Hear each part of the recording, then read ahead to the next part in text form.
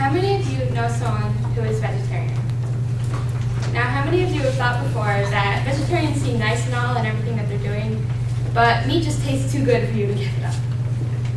I'm here to say that if meat is presented to you in all its deliciousness like this, but if you truly knew where it was coming from, I believe that half of everyone in America would try to adopt a vegetarian lifestyle.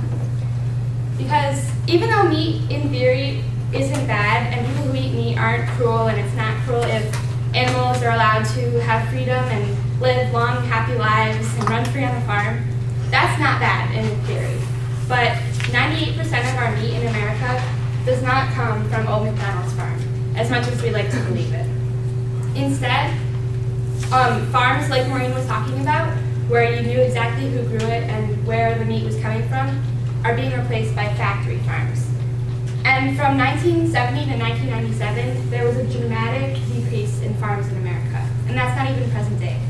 This graph from, well, I made it, but the information is from organicconsumers.org, shows that farms used to be up in 900,000 in number, and not even now, there are 139,000. That's because they're being replaced by factory farms. And for those of you who don't know exactly what that is, according to IDA.USA.org, a factory farm is a large warehouse-like facility where animals are kept in huge numbers and grown super fast to their maturity before being slaughtered. And for chickens, this means that they're kept in cages where on average there are 4 or 5 chickens per cage, and each animal has about half a square foot of space for them to move around for their entire lives. They never see sunlight, they never leave the cage until they're slaughtered. And I'm going to keep talking about chickens, but don't think that the same similar conditions don't happen for cows, for turkeys, for pork, for veal, or even for fish. But for these chickens that we eat every day in the cafeteria, in factory farms they're called broiler chickens. And since their birth, they're put into these horrible living conditions. Chickens, they only take the female chickens. But this doesn't mean that the male chickens aren't they get to run free and have happy lives. It means that once they're found to be male, they're immediately disposed of. They're never allowed to live. But for female chickens, to make sure that they don't peck each other and harm each other, from birth, they, as you can see in that picture, they saw their beak off so that they don't harm each other. And it's not like they don't have nerves in their beak when they're chicks. They do, and they feel the pain for the rest of their lives. These chickens have short lives, though, because they're genetically modified to grow at twice the rate that chickens normally do, because we as Americans want more breast meat and fine meat. But for chickens, this means that they can't walk on their own, they have leg disorders, their lungs often collapse, and they have lung disorders. So by the time that they're 7 weeks old, they're big enough to be slaughtered. Their lives are shorter than our semester is. And for cows, in factory farms, to be slaughtered after they live their short lives without seeing sunlight most of the time, they have to be unconscious before they slaughter them, but they do this by stunning, but this only makes a small percentage of the cows unconscious before they're raised up by their hind legs, and that pains them a lot, and they slit their throat to let the blood out before they take the meat from them. For pigs that are usually just as smart as your pet dog at home, they're kept in pens that they can barely turn around or lie down in. And the conditions in the factory farms are so that the dust they breathe in every day gives them bronchitis or organic dust toxic syndrome.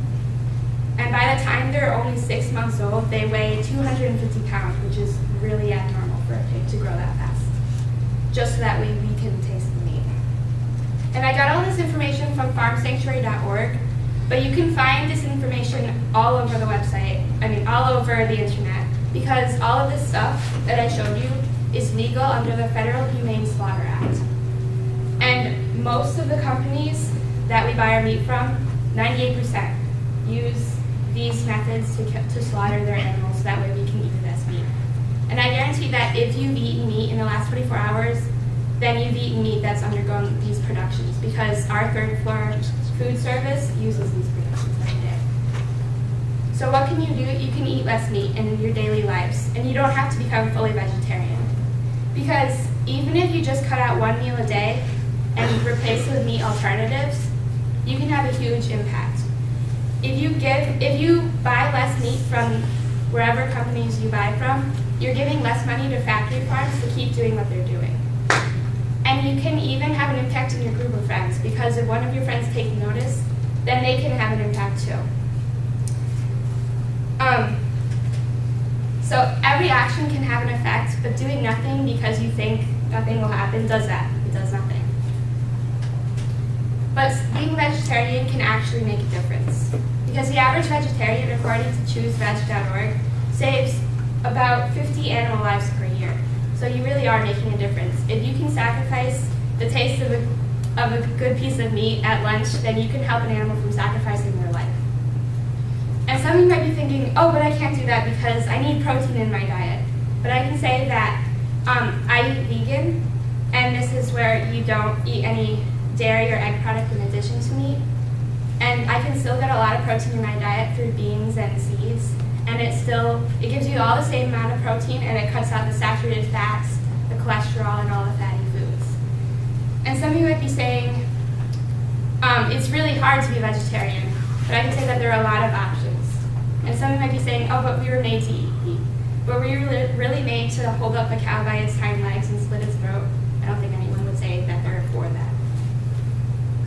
So, I don't know about you, but after I heard all this information, I started feeling like guilty when I ate what I wanted to eat. And I had to shut off a part of my brain saying, oh, it's okay, it tastes really good, just forget about that stuff.